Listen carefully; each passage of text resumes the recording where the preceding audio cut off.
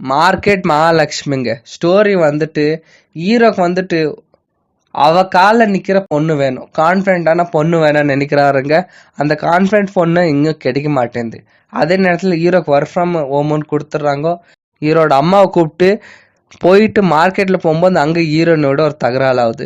இவ தாண்ட நம்ம ஆல்ரெடி டிசைட் பண்ணிட்டு அவள் பின்னாடி போயிட்டு அங்கேயே வந்து ஒர்க் ஃப்ரம் ஹோம் ஹீரோ பார்த்து ஹீரோன் எப்படி கரெக்ட் பண்ணி கல்யாணம் பண்ணார். இது தாங்க இந்த படத்தோட ஒன்லைன் ஸ்டோரி. மூவி வந்து பார்த்தீங்கன்னாக்கா கொஞ்சம் என்டர்டைன்மெண்ட்டாக இருந்துச்சு.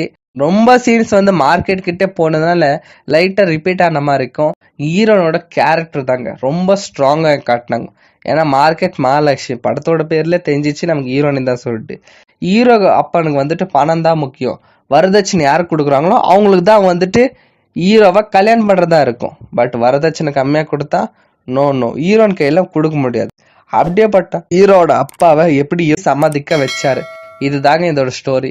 ஒன் டைம் டீசென்ட் வாட்சபிள் தாங்க. தேங்க்யூ.